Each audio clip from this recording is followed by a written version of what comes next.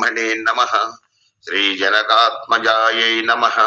श्रीजनकात्मजायै नमः। श्रीजनकात्मजायै नमः।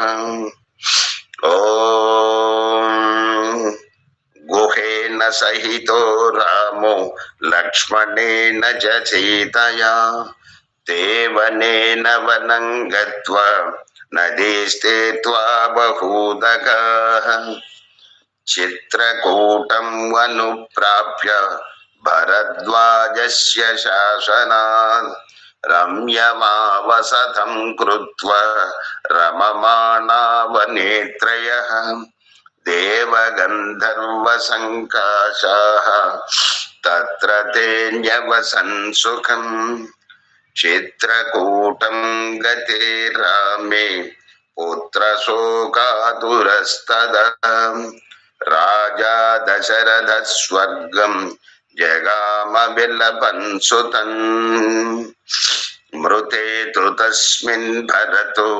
वसिष्ठप्रमुखैर्द्विजैः नियुज्यमानो राज्याय नैक्षत्राज्यं महाबलः स जगाम वनं वीरो रामपादप्रसादकः गत्वा तु सुमहात्मानं रामं सत्यपराक्रमम् अयाचत् भ्रातरं रामम् आर्यभावपुरस्कृतः त्वमेव राजा धर्मज्ञ इति रामं वचो अब्रवीत् रामोऽपि परमोदारः सुमुखः सुमहायशः न चैच्छत् पितुरादेशात् राज्यं रामो महाबलः पादुके चास्य राज्याय न्यासं दत्त्वा पुनः पुनः निवर्तयामास ततो भरतं भरताग्रजः सकामं वनवाप्यैव रामपादावुपस्पृशन् नन्दिग्रामे अकरोत् राज्यं रामागमनकाङ्क्षया गते तु भरते श्रीमान् सत्यसन्धो जितेन्द्रियः रामस्तु पुनरालक्ष्य नागरस्य जनस्य च तत्रागमनमेकाग्रो दण्डकान् प्रविवेशः प्रविश्यतु महारण्यं रामो राजीवलोचनः विराधं राक्षसं हत्वा शरभङ्गं ददर्शः सुतीक्ष्णं चाप्यगस्यं च अगस्य भ्रातरं तथा अगस्य वचनाच्चैव जग्राहेन्द्रं शरासनं खड्गं च परमप्रीतः तूणे चाक्षयसायकौ वसतस्तस्य रामस्य वने वनचरैः सह ऋषयो अभ्यागमन् सर्वे वधायासुरराक्षसां स तेषां प्रतिशुश्राव राक्षसानां तथा वने प्रतिज्ञातस्य रामेण वधः संयति राक्षसाम् ऋषीणामग्निकल्पानां दण्डकारण्यवासिनाम् तेन तत्रैव वसता जनस्थाननिवासिनी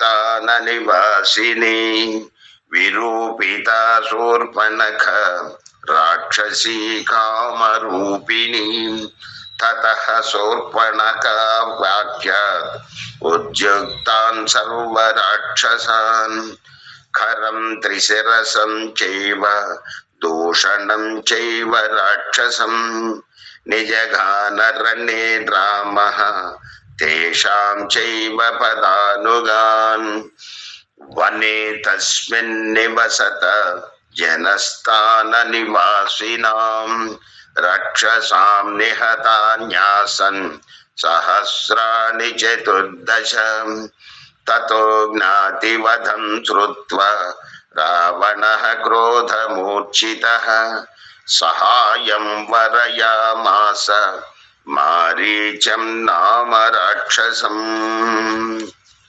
वार्यमाणः सुबहुशो मारीचेन स रावणः न विरोधो बलवता क्षमो रावणतेन ते।